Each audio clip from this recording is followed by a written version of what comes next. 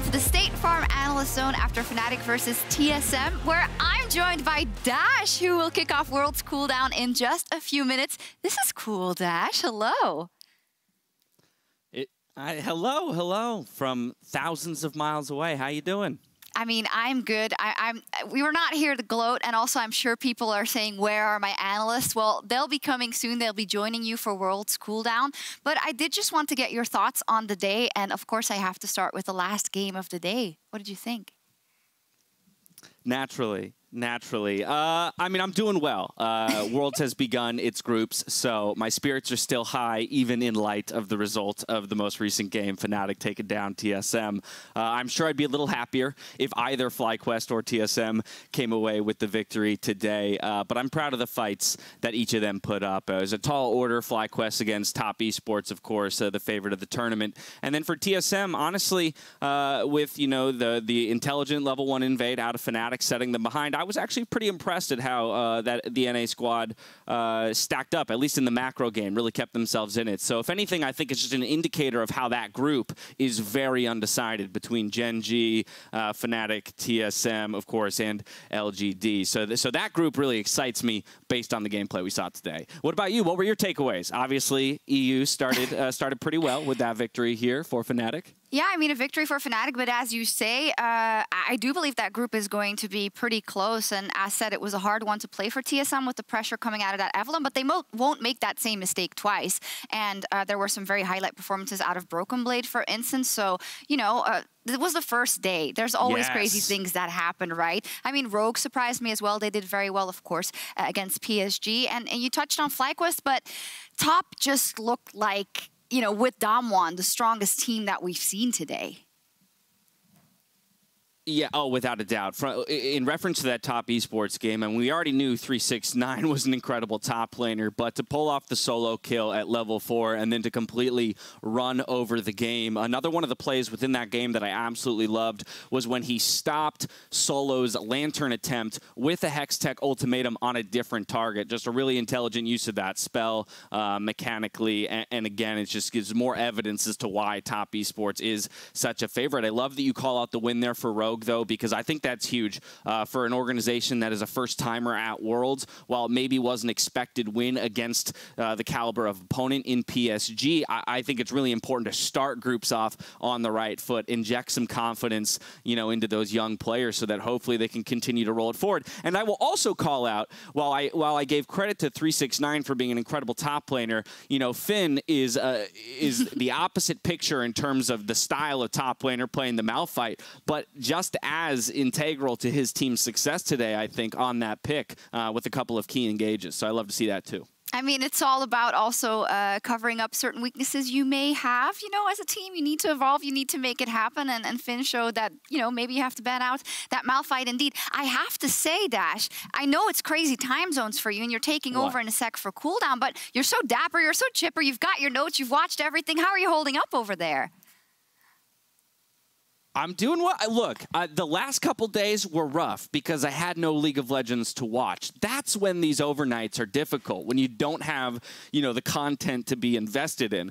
But I got to be honest, hopping in the Discord with all of the casters who aren't working, you know, on the broadcast that day and getting to watch alongside them, you know, cheer for the great plays and share in the sorrow when our teams don't necessarily measure up is always very exciting. You know, so hey, high-level League of Legends and a sunset. I have a not a sunset. Oh my goodness. Well, that tells you where my brain's at. A sunrise, rather, right to my left here. You know, what could be better than an early Saturday morning with some high-level League? Exactly. So with that, thank you so much for doing this, because I think it also then creates a great, you know, ending to the day, and we get to hear from a couple of more NA voices. So can you tell us what's in store for World's Cooldown? Who are your guests? Absolutely. Today on the show, I'm going to have Raz, Azael, Mark Z, and then Lyric of the LPL will be joining us to break down a couple of those LPL-focused matchups. But really what this is you know, 45 to 60 minutes of just a little bit more unbuttoned takes on the day, not going super deep on the analytical front, getting a little bit more of, you know, maybe some of the emotional takes on each of the series. But we'll be hitting high-level beats and highlights from each of the 6 series of the day. We'll be previewing tomorrow's schedule, as well as talking about some top performers. Today in particular, we will be focusing in on that top lane, so talking a little bit about Finn, 369, and some of the others up there. But your one-stop shop for all things recap when it comes to the World Championship. Fantastic. I'm going to go ahead and join the meeting with everyone to see what we want to do tomorrow on the desk. Now, I'm going to do just one more thing, and don't worry, this is not going to happen every time, but there's a little something we did in EU for PGL, which is just one thing that I wanted to do with you, is take a selfie, just because we can't be together in the same area with this situation, but then at least we have a little photo. Are you game? I love it. Let's do it. You just look straight ahead. Just look straight ahead. Love it. Okay, wonderful. You tell me when it's taken, because I can't tell. It's taken. Okay. Thank you for playing Baldash, and super excited to listen to Cooldown and see what you will be getting up to this Worlds. Thank you so much. My pleasure. Thanks for having me. Hello and welcome to Worlds Cooldown, presented by State Farm, your one-stop wrap-up for all things Worlds 2020. I'm Dash, joined by Raz, Azael, and Mark Z. Lyric will be hopping in with us a little bit later to break down some of the LPL matchups. But before we get to that, gents, how we doing day one of groups? It's in the books. Man. Yeah, I think that Group C saved us from a day of absolute just people getting slammed. I actually really enjoyed those last two games a lot. The first four were very one-sided, and you know, especially the Dom 1 JDG one was unexpected to see it go that way. Yeah, very much so. You mentioned total smashes through the couple first games of the day, rounded out with a couple close ones. Raz, coming to you. What are your big takeaways from day one here at the tournament? What are you looking at? I feel like the last game kind of hit it home. It's right in front of you. They had top laners. I really enjoyed watching a lot of the top lane play. For me, Camille stands out like the most. It's particularly 369's Camille. He came out and just ran roughshod on solo, not only picking up the solo kill like you had mentioned, talking to Shox a little earlier on, but he was able to bring in the pressure coming in from Karsa, and this is what I love to see from him watching domestic play, and then just be the sole carry for the team. And it kind of gives me hope for the tournament going forward, because like if we're going to be seeing a blind Renekton, he's the type of person to bring out the Quinn top lane, and I'd love to see Jax coming out of him. He is the pure quintessential carry top laner.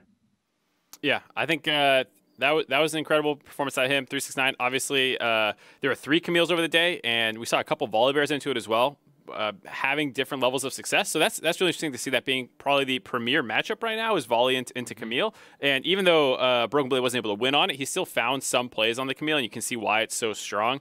Its laning phase isn't that bad. It can make solo kills happen, split push, and its team fighting is still respectable.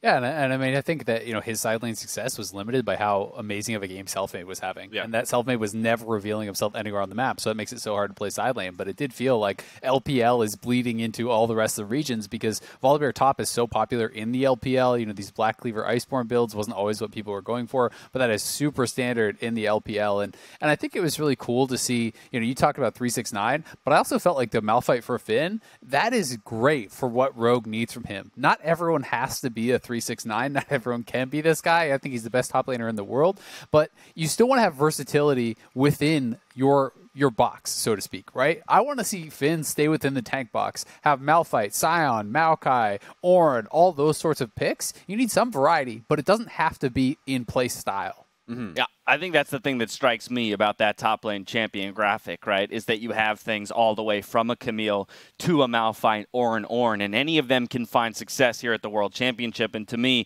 that really paints an exciting picture of the group stage, where you're hoping each team does find their unique identity and their best way of winning. But to the point you made earlier, Azael, day one did have its fair share of one-sided games, so it does maybe appear that a few of these teams are honed in, a little bit more locked into what they need to be doing than some others.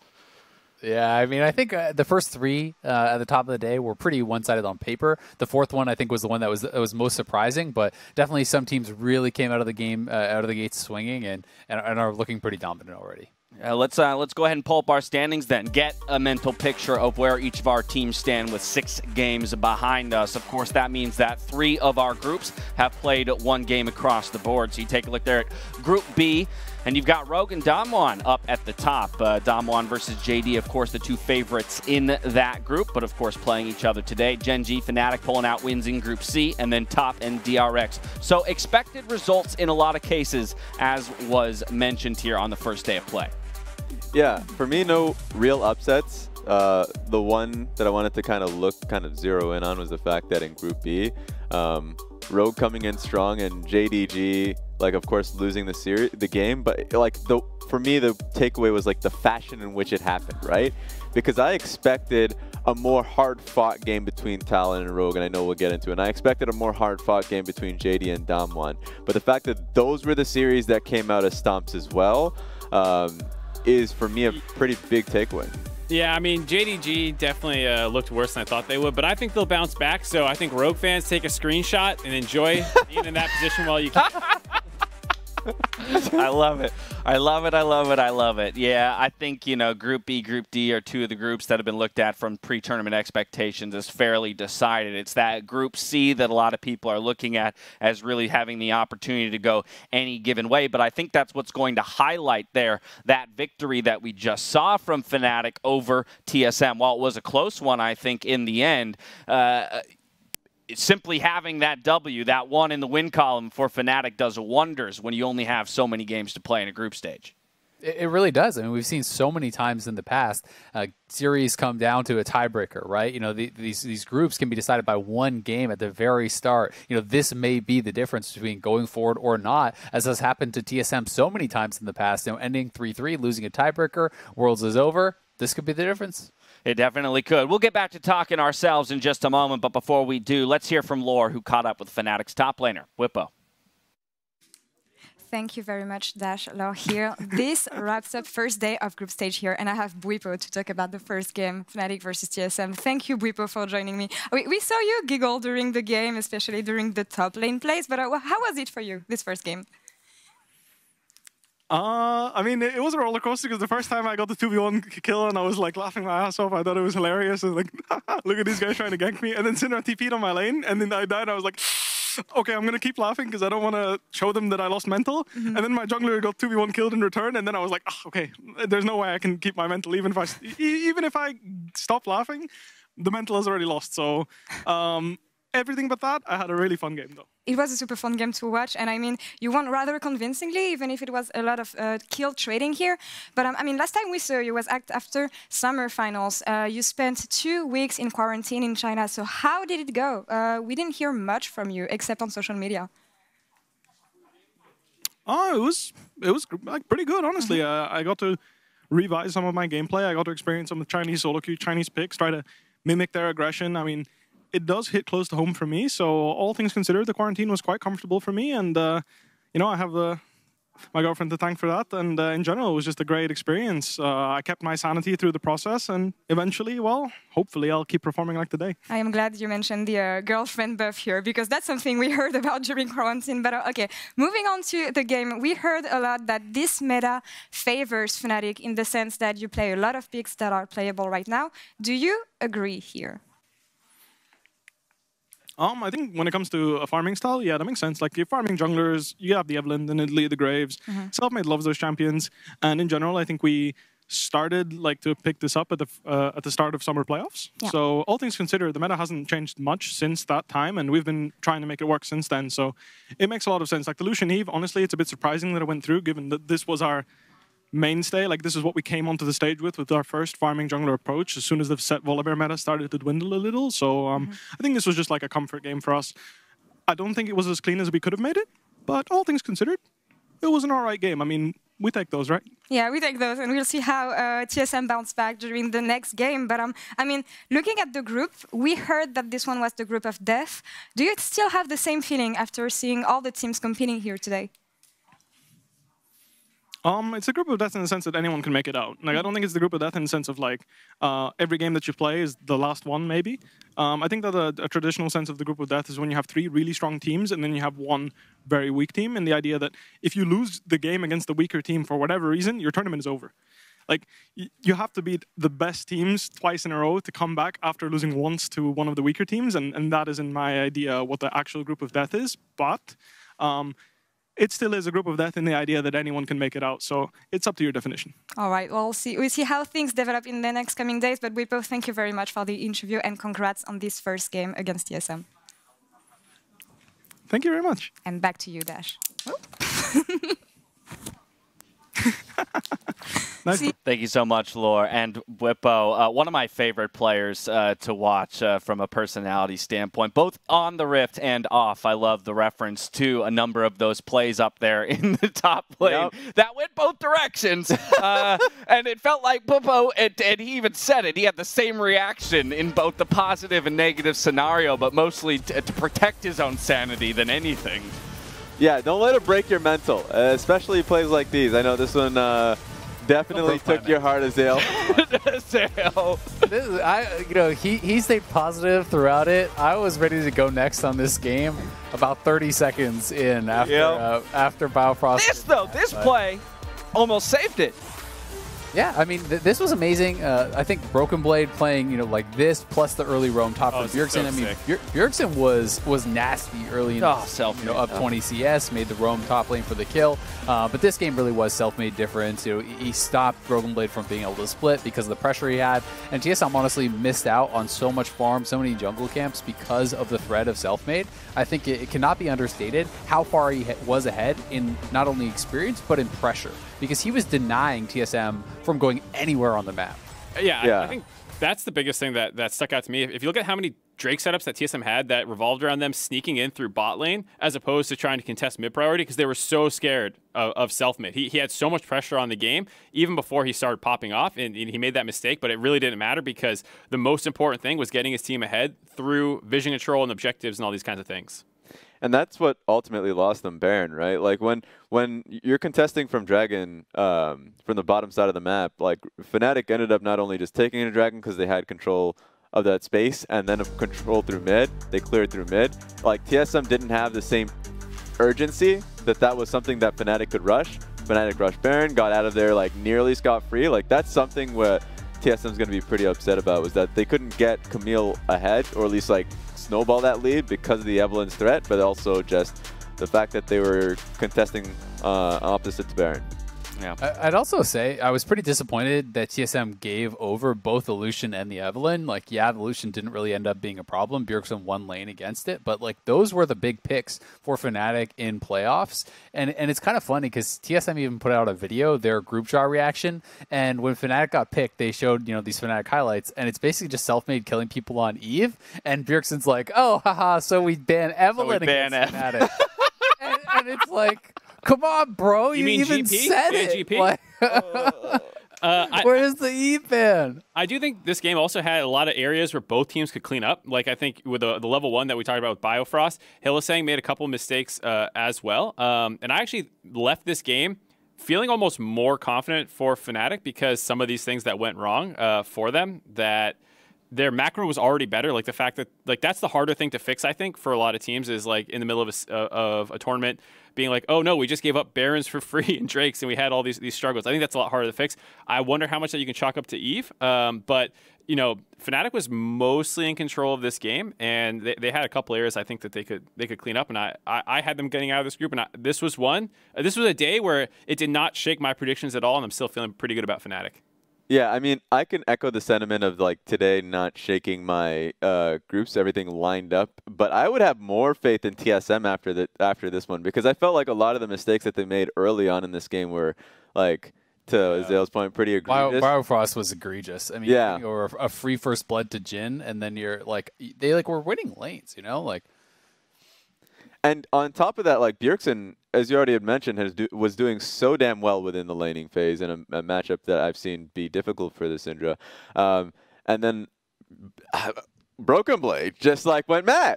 He's like he took that game back into their control. So I think if they had come back with a better understanding of what they want to draft, and then like come in without that nerves, like I actually am now a little bit more nervous about my Fnatic getting out of group thing. But like they still took the win, but it makes us a more competitive group when it was honestly a group that carried today's games into entertainment. Azael?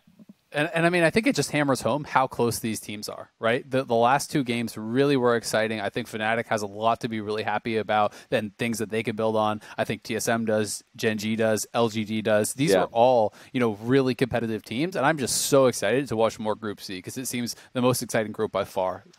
100% echo that statement. I mean, we heard from Whippo himself saying that he believes really anyone in this group is a contender. And that's, again, why we're putting such a big focus on who ultimately came away with the victories today, because they've already set themselves up so well. So Selfmade putting the rest of the team on his back in this one. 1-0 is the start for Fnatic. TSM moves on to play Gen G tomorrow. Fnatic will have LGD to face. But in the second game of the day, we did see DRX win in a commanding debut over the Unicorns of Love, one of our favorite teams from the play-ins. How do we feel about the showing here of DRX on the world stage, Raz?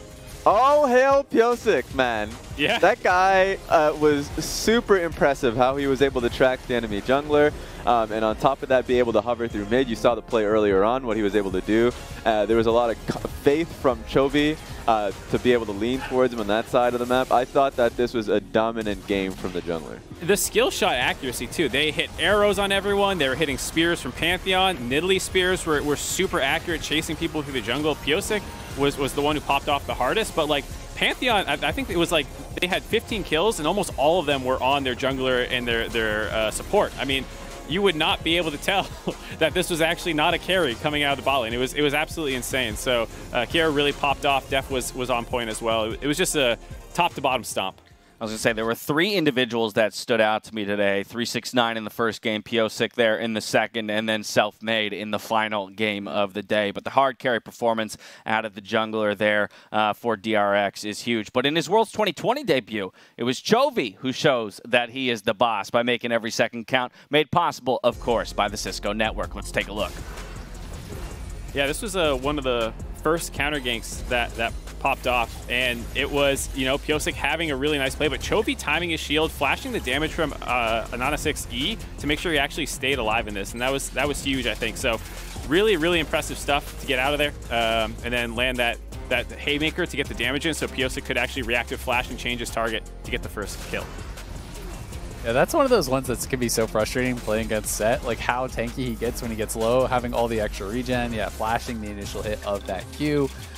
But Chovy just a little bit too tanky, and Pyosik, I think, really did play incredibly well from this advantage, and we just saw kind of a skill gap in the players, it felt like, in this game, because I actually thought that UOL came in with pretty good preparation. I actually thought their draft was pretty solid. They had a pretty nice matchup in mid lane against Chovy with this phase rush Orianna, who can kind of outscale and farm well with him. They had tools to actually dive and kill off the Ashe, so I felt like they set themselves up pretty well, but sometimes, that's not enough, right? Draft is just one component. You have to be able to execute incredibly well on it to take down a team like DRX, and they weren't able to do that today. And that play that was highlighted was, like, Chovy really needed that because the lane was working out so poorly for him. The wave is being held by No Man's for a good while, too. He was getting punished pretty extensively, and if that turned out poorly, then maybe we have another conversation. But, like, once again, Pyosik, really damn good job of being able to read the enemy jungles like Pat. Like, he knew that it was all going to come down to mid lane on that one. Yeah, I mean, he doesn't flash that first spell. He gets charmed and probably dies right then and there. First blood goes the other way. And so, again, every second does count in that regard. We are going to step away, though, for just a brief moment. On the other side, Lyric is going to join us, though, to break down JD Gaming versus Damwon. There is more Worlds Cooldown after this. Welcome back to Worlds Cooldown, where we've kicked Mark Zimmerman off the desk. And for good reason. Trust me, it was for good reason. And that good reason is that we're bringing Lyric in to help break down the LPL matches of the evening. Lyric, how you doing, my friend? Man, I'm doing great. Thanks for having me on. Reunited with Raz and graced by a literal world champion, dude. What a great day. Damn right. Damn right. It's a good day for us every day in North America because we get to spend it in the proximity of a literal world champion. So welcome to the club, my friend. But we brought you on here to talk about the LPL performances from day one. So I'm coming at you, straight away. JDG, Damwon. These are two teams that were looked at as possible tournament favorites. This, by some was considered a finals or a semifinal preview in terms of caliber. How'd you feel about the performance put up today by JDG? Sadly, a bit disappointed. Wasn't too huge on what JDG ended up with out of draft. And then especially what we saw in level 1, it felt like JDG didn't really even get much of a chance to play the game against a team the caliber of Damwon. Yeah, honestly, to me, this spoke so much to preparation from the Korean team. I watch a tremendous amount of LPL like every year. I love to watch the region. And every time you see Lilia in the LPL, you will see these teams go for this level 1 invade. Not only was Damwon completely ready for it with their bot and mid laner, they actually pulled their top laner down there to have a 5v4. That got them the first blood. They continued the punish on Kanavi by preventing him when he went for Krugs down in the bot lane, warding that out. On his Raptor spawn, they were there waiting for him again. They killed him again there. Like, this was so well prepared from Damwon. And Kanavi is who most people had as the best jungler in the world coming into this tournament, and I think it is really amazing how Damwon were able to pre-plan and shut him down completely, and that just speaks so much about their research of the LPL and what these teams like to do. Yeah, and even taking a step back, because all of this was pretty centered around the early game being demolished for JDG's perspective, and I really love Damwon's comp as the game goes on. And I have a lot of faith in this team to be able to play out a 1-3-1 effectively, at least at the very early game, use Twisted Fate to really bully the side lane. In this case would be the Volibear. This is something that I want to see them utilize more and more going on in the tournament. I expect them to take actual bans on. I don't expect them to get Nidalee. I don't expect them to get maybe Twisted Fate. And I think Damwon showcased what made them incredibly talented. I will say though, now teams didn't get to see how well they can play out mid game because of how much of a smash this was. So maybe another team lets something go through at least one more, and they can take one more free win.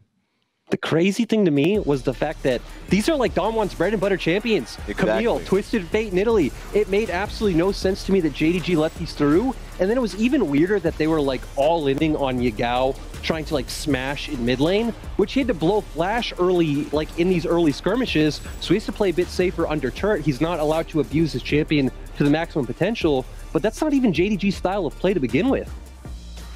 One thing that is really interesting to me, and I agree with you, it was pretty surprising to see some of these picks go over to Damwon, and we were saying the same thing about the TSM Fnatic game, giving over Eve as well as Lucian. So what that says to me is that the scrim meta is different than what we were maybe seeing from these teams regionally. That perhaps TSM and JDG saw different things out of Damwon and Fnatic in scrims, and are more worried about other champions, and that is kind of something that is pretty interesting, is the evolution throughout Worlds, and the difference between scrim performance and stage performance. Maybe teams need to trust a little bit more in what was shown on stage and not buy so much into the scrim hype. Yeah, okay, so let me come back to you on this then, Lyric. What, if anything, is your major takeaway here? Is there concern for JDG within this group in dropping a game to Damwon, or is there still plenty of confidence around an easy top 2 finish, as is expected in this Group B? I don't think there's any really disheartening takeaway. I mean, Damwon's still a world-class team, right? And I think even the inverse. Had Damwon given away in an early kill in the comps reversed, I think JDG probably could have shut it out just as clean. When you have the best teams in the world going head-to-head, right, it's going to be these very clean endings. Well, we have JDG up against PSG tomorrow and Damwon up against Rogue. So, again, looking for JDG to get it done. Raz, back to you. Any other final takeaways here on JDG before we hop on over to the other LPL matchup? I'm excited to see more of what Zoom and Yagao have to offer, right? Because I know everyone's going to be focusing on Kanavi and how smart of a jungler he is, but when they actually get to the team fights they play for, Zoom is an insane top laner. Yagao is a great facilitator. These are the types of things you'll be able to see when they're on even footing with these teams. Now, while the matchup we just talked about was definitely a little bit more of a an expected high-level matchup, I'm particularly curious your thoughts here, Lyric, on Gen G versus LGD because of the performance put forth by LGD in the play-ins. A very tumultuous group stage followed by 2 immediate 3-0 best-of-5s to make it into the group stage, and then here up against one of the LCK's top 3 teams. How'd you feel about this showing?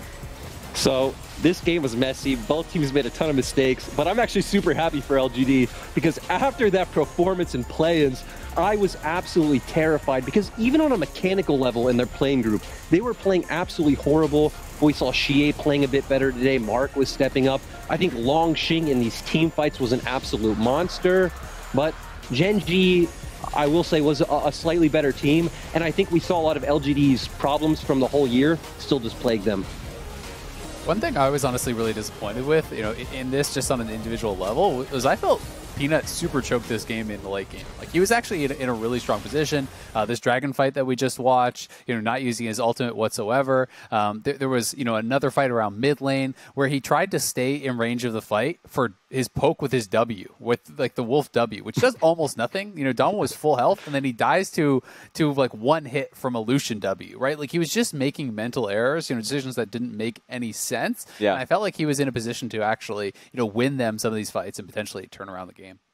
Yeah, for me, with how the deficits were going early on in this game for LGD, I was pretty impressed with how LGD was able to pull it back, like Lyric was saying. I ain't gonna go as far as what Hysteric's saying, right? Like I know you get to hear a whole lot of that, Lyric, back in China.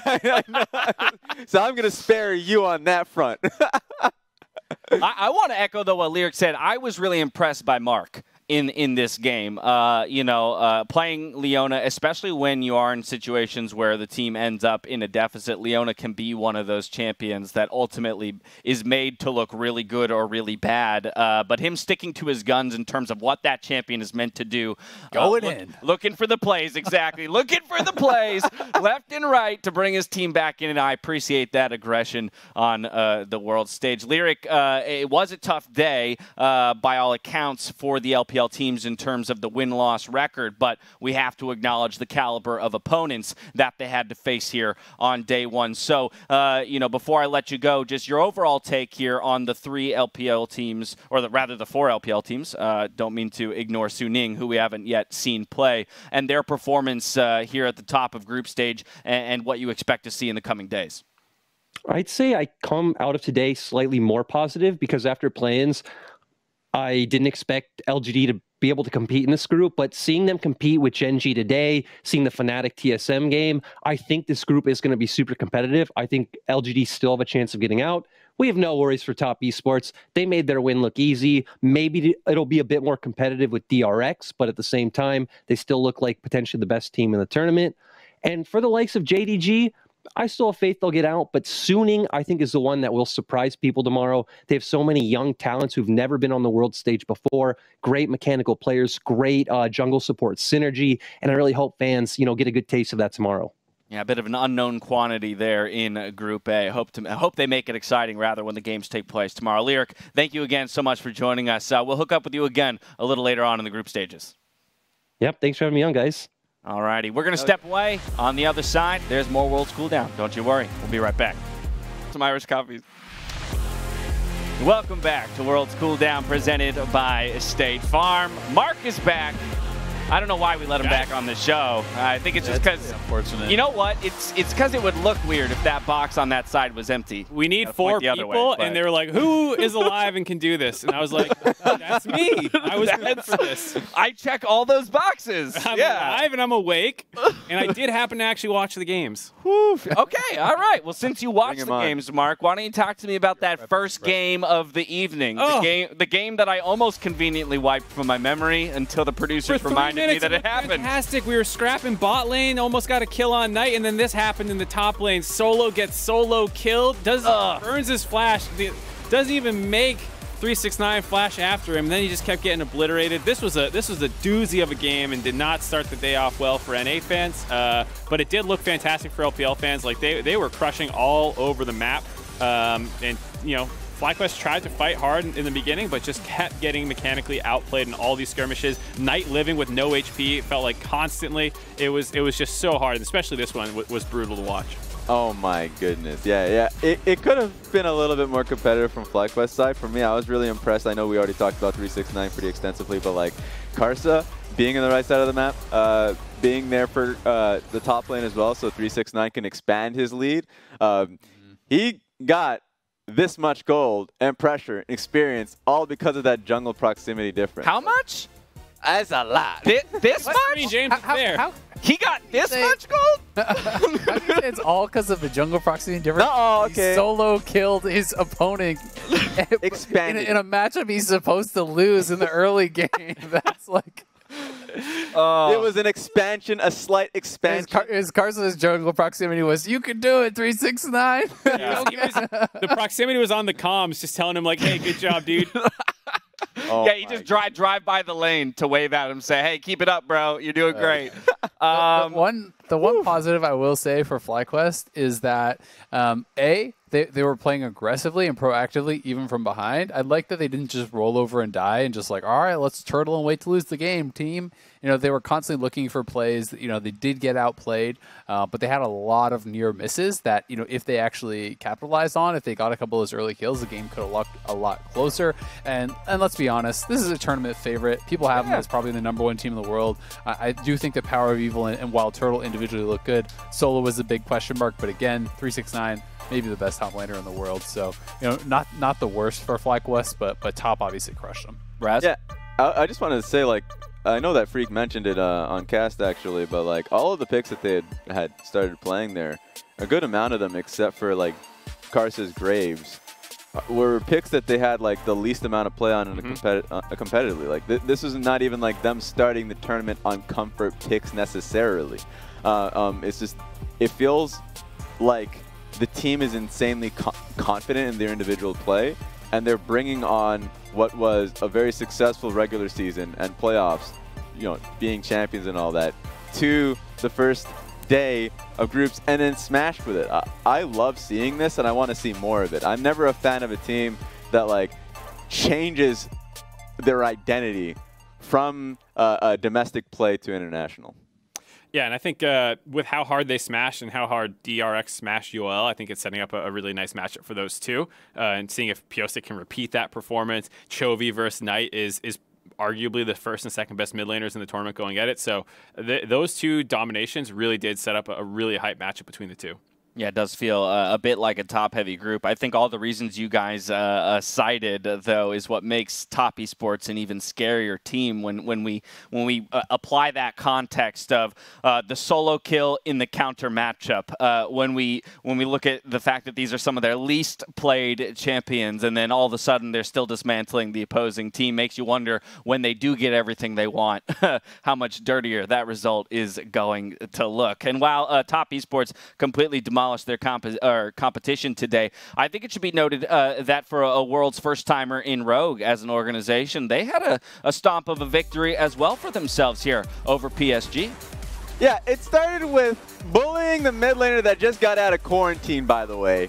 Like, he just took one step out the door and instantly got railed. I just did not appreciate watching this as a viewer at least the first 5 minutes, because I wanted to see PSG at least fight. I wanted to see Tank play the game. Yeah, I mean, like, the thing, too, was it was like a whole team hit job, like Hansama and Vander just there right at level 1, and then they go back at level 3. I think Hansama was actually level 2 on the second gank. It was a total obliteration, and this is so nice to see for Rogue. It was a squad that people were kind of just writing off with how dominant they were expecting, JDG and Damwon to be, and I don't think you should sleep on this team at all. They are so good. And, I mean, they have their different playstyle as well that we were kind of hitting on with Finn on the Malphite being pretty different from a lot of the other top laners, but it works for them. And I'm really excited to see what's going to happen when they actually go up against the expected favorites of the group. Yeah, I mean, I think it was really, really cool because it wasn't just about attacking mid lane. It's about having this early game pick on your best player, Larson, and enabling him and putting him ahead. But, PSG on the other side, it's tough because they are not even playing the same roster that they played in play-ins. They've had this back and forth change. There's a lot of talk about, are they going to be able to do as well with their main roster? Because it's a much higher level of competition than what they face in play-ins. Yeah, Raz, I want to come to you. I want to come to you in just a moment, but I first want to hit on the point that Mark was making. You said don't sleep on this team. I'll tell you one person who is not sleeping on this team, and that will be Spawn. Spawn is all aboard the Rogue hype train. Right there. He tweeted it out. New tournament favorites in his book. So watch out. Finn Malphite. He's coming for you. Oh my god. All right, Raz, take it away. The level of seriousness that Spawn is exhibiting this now, I don't know about that one. That's what I'll have to look at that post with a magnifying glass. But I would say that the level of performance that I saw from Rogue was definitely much more than I would have expected. I thought that past that first 5 minutes where they were punishing Tank, the rest of the game, like mid-game, was really tight from this team. I thought they were playing exceptionally smart on the map. And if they were to show this level of play versus JD, I actually think that that's going to be really fun to watch, where I would have expected it to be an easy group for both JD and Dumb1. So like that's something that I want to see the most out of this group now, is a JD versus Rogue. And the fact that it was so aggressive from early on when they were kind of the slow and steady team for a lot of the regular season in Europe. The fact that they've been able to flip their playstyle in playoffs, where they went from tank junglers to aggressive junglers, and they're continuing to just go deeper and deeper into the early aggression side of the game, and still maintaining that clean macro, like you're saying, to close the games out. I'm excited to see if they can keep this level up against the best competition in the world. I think it'll be really interesting, but I'm going to reserve judgment until we see Finn go up against some of these other top laners, because Finn, I think, is one of the weaker top laners in the tournament, and he's going to have to go up against Zoom and Nuguri, who are, probably both in the top 3 as far as, top laners in the world in current performance. So I do think it's extremely difficult. And we talked about some of these players that are extremely flexible and can play all these different counter picks. Nuguri certainly fits into that bill, right? So if you try to blind pick something like a Malphite, maybe you're going up against a Cassio or a Ryze or a Vlad, and you're probably going to have a really bad time. Well, you won't have to wait long, because they play Damwon tomorrow. So you get that Finn Nuguri matchup in less than 24 hours, my friends. But in their World's debut win today, it was Rogue's top laner Finn who gives us our State Farm assist of the day. Flash ulting 3 members of PSG for the team fight victory. Let's take a look.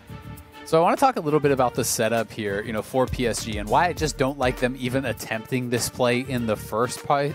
You can see that down in the bot lane, there was actually multiple waves crashing on their turret. And you have to remember that Rift Herald is essentially worth 320 gold on average, right? So if you are losing that much gold in minions, plus you are losing additional experience, which also has its own gold value, it becomes an extremely high-risk, low-reward play. And we can run this. We can also note that the Orianna has no flash, Graves has no flash, and there is a flash on Malphite. So Finn finds the beautiful engage. Rogue is there to follow up immediately. Multiple flashes in to follow to make sure they can grab those kills. So, PSG, I think that the problem here was even going for the play. Their setup was very poor, and it was a really, really low reward play, even if they made it happen. So kind of just disappointed with that from them, and it doesn't give me much confidence for PSG going forward in this group to even be able to take any games.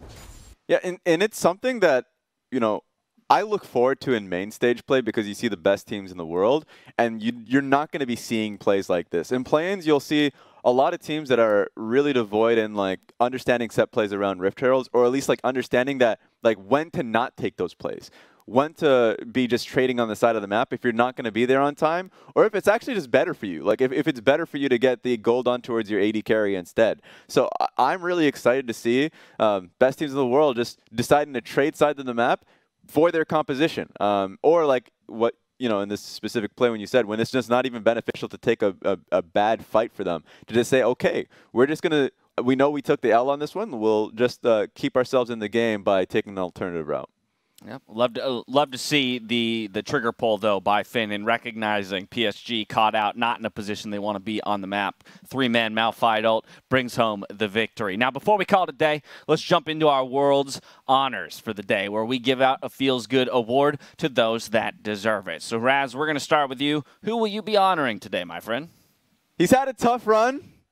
And it was definitely a tough landing. I'm going to give it to Tank. Because just Tank, after flaming him. Here we go. All right. I wasn't even flaming him. I'm flaming the people who are trying to come and get him for being so easy to flame. Needed content for Cooldown. Oh, my God. Yeah, there it is. There it is. Tank tanked the blow. The guy came out of quarantine after wanting to play with his team for how long? He gets out there, and there's a specific strategy to just destroy him in the first 5 minutes of the game so he's not allowed to play. The guy gets tilt-proof from me.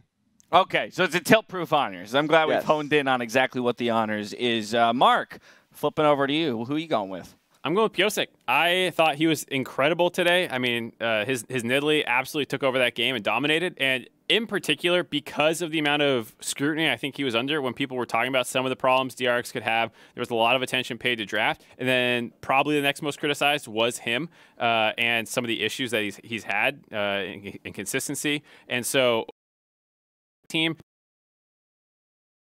made me feel really good about him. And DRX, maybe people like myself have been overstating some of the issues they might be coming into. And hopefully they can actually challenge top esports now, because otherwise I think a lot of people are looking at that group as a 6-0 for top. Wow. Azael, and you? For me, it's 369. I was so looking forward to seeing him play, at Worlds. I do think that they are the best top-focused team in the world when they actually are playing towards him. They play so incredibly well. They are able to pick counter picks. They're able to, guard him and escort in waves whenever their top laner is in trouble. You'll see Knight actually holding DP just to counter gank for top. They play so well to the win conditions, and it was impressive to see that, not only were they able to do that and get the jungle focus up top, but that he was able to actually win a 1v1 against Solo after Solo had purchased before he bought in a matchup he's supposed to lose in the early game. And that is just terrifying. Yeah. When that happens, you are so ready to go next on that game as the top laner, and Solo walked back, immediately died to a gank, and then he was for sure ready to go next at that point. But that is also so much what excites me about watching not only this team, but this player in 369, because I think it was you, Raz, who was saying this is exactly the kind of guy who will pull out those picks like a Quinn top, whatever he needs to smash the victory if given, or get the lane rather, if given the chance. Yes, and that's what I want to see in main stage is the flexibility. When we're seeing stale first picks coming through constantly, it's because a team's not willing to give that time of day for their top lane. And I think yeah, we're going to be seeing a lot more of that coming out of 369 as the tournament goes on. All right, well, today's Was Asleep, Didn't Watch. Mark is going to be giving us his 1-minute summary for our viewers that did not watch the games but are watching Cooldown right now. Good morning to you, and Mark, take it away. Yeah, so if you have missed the games and missed the earlier portion of... First of all, what are you doing? Go watch the games. But also, sorry, Mark, for interrupting. It's my minute. Give it back. I'm so sorry. Yield it. All right. This was the day where the better team won easy. When Plains was so crazy, upsets all over the place, we were popping off. We must have swapped out the script writers because this was the team that was favored to win was going to win. And for 4 of them, it was also just complete slaughters. And I think for me, that was a little sad to see going in. But for the most part, top to bottom, if you look at who won the games, it was the team you would have expected to win. There's some closer ones like Damwon versus JDG where you don't exactly know, but I think some people were favoring Damwon. I was, and so that one expected. Gen.G over LGD, another contentious group, but still Gen.G was probably more favored in the public. And then same thing with Fnatic versus TSM. So I think totally went to chalk. I'm totally disappointed in the NA script writers, and I want something, or not NA, excuse me, World script writers. Yeah, whoa, Mark. Oh, whoa. Assessing Group A or something. Okay, fair enough. I tell you what, on my honor, as soon as the show's over, I will go hunt down the play-in scriptwriter, and I'll make sure that they're on tomorrow's show for you. Thank you. All right? All right, yeah, perfect. Now, let's take a look at what's in store for us on tomorrow's show with our schedule. We got another 6 games coming your way. Machi versus Team Liquid, G2 Esports versus Suning. Our first look at Group A there right at the top of the day. We follow that up with rehits of a couple of our other groups, Group B and Group C in Rogue versus Damwon, PSG versus JD, and then of course Gen.G versus TSM, LGD versus Fnatic. So closing it out with the group that feels the least decided. But our first look at Group A tomorrow, that's where I want to get your opinions. Machi versus Team Liquid, G2 versus Suning. Azael, I'll come to you first. I think these ones are going to be really, really exciting. We get the first look at Machi. Team Liquid, I think, was looking very polished in play-in, so they are going to be favored, in this. But if they want a chance at making some noise in this group, this is a game you have to win because G2 and Suning are the heavy favorites, and I think that is going to be the expected battle for first in that second matchup, which really should be very, very exciting. G2 is strong, but Suning, I think, is overlooked by many in the community because they don't have a lot of big names, and if you haven't watched the LPL, you might not realize just how good this team could be. Raz, what is your take on that? Because I've been hearing this a lot from a number of analysts, Azael and others included, that Suning is one of the harder teams to pin down and what the expectation should be. Yeah, I really enjoy Suning. I actually have them topping the group while a lot of people can be wavering because they do have young players coming out. People don't know who Bin is because, it's coming out like first international event. Same with Huanfeng. Same with Angel. So, like, it is a risky pick because they do not have the veterans that Team Liquid and G2 do across the board. Team Liquid, of course, still having a rookie AD carry, but, like, for the most part, they have that guidance being there multiple times. Suning does not, but Suning just has that level of play that is that discipline that they've shown throughout the regular season, throughout playoffs. They're a team that is incredibly smart and do it around an insane carry jungler in SOFM. So for me, I have Suning topping the group, and I really want to watch Suning versus G2 Esports because that is going to really set the tone. Yeah, I mean, I'll take the other side. I think G2 should probably still be able to take this one. I think they're a very solid team, Suning. They actually, people might not remember Sword Art and these kinds of things. They're pretty good top to bottom, but so is G2, and I think G2 has that veteranship that you're talking about, and their macro is still really good. They're still one of the best macro teams in the world at finding creative opportunities in a meta that's pretty it's pretty prescriptive of like, okay, you got to go fight these dragons, got to go figure out how you're going to fight these dragons. G2 is still good about finding side lane plays and stuff like that, and I think it could potentially throw a team like Suning for a loop where in the LPL, I think people are a little bit more down to just go to these fights, and so I'm excited to see how those two styles clash, but I'm going to G2. It'll be really interesting, right? Because I think how Suning got a lot of their advantages in the LPL was SOFM and Bin really kind of tag teaming up and crushing top laners, and Wonder is rarely exploited. This is one of the best Western top laners ever in Wonder, and I also think that they should have an advantage with Caps in the mid lane, who has been so good internationally. Really, the only guy they kind of has consistently stumbled against is Rookie, and Angel is not him, right? Yeah. So I think that is fair to say. But I've got to say, talking about power rankings, I can blame some Vedius here, because Vedius was flaming me for putting G2 top of the group, and then he went around and posted his power rankings, and G2 was top of his group. Well, now, hold on. That doesn't make a whole lot of sense there, Azale. Sounds like Vedius may have lied. Copied some homework. Yeah, maybe walked something back. They were all ganging up on me. Frusker retweeted saying that they should be at the top of the group. I was getting bullied. It was 2-on-1. He was trying to have the unique opinion. He was trying to push you off your throne there. So good on you standing firm. Yeah, they can't have you predicting the same thing and also looking smart, Azale. They got to try and convince you to go elsewhere. Raz, if anything, give me the case for Team Liquid. Now we're talking, talking it up to make me believe almost that it's going to be G2 Suning. So what would be the case for Team Liquid in this group? I think one surprising thing about Team Liquid for me is I know that we sing the praises of Tactical being an incredibly strong AD carry that had like those solo performances. But on an international event, we even saw it during play-ins, Impact is insanely good. Jensen is a fantastic top lane, a mid laner. And if they just come out and just have like strong team fights, they already have what to me is impressive understanding of macro. Like they already have like a great setup around objectives. And so a lot of the times when you go to these events, people usually try and pinpoint Impact, like the weakest side of the map, and it just doesn't happen. So for Team Liquid, it's your weak side to perform. And I have full faith that Core JJ and Jensen and Tactical will have fantastic games. I just want to be able to see Impact and Broxa more specifically have good games. Well, they'll kick things off with Machi Esports tomorrow. That's the beginning of our second day of groups, but that is also the conclusion of our first. That's going to do it for us here. So on behalf of myself, the casters, the remote broadcast crews from all around the world and in every single language, thank you for watching, and we'll see you next time for more Worlds. Good night. Good day.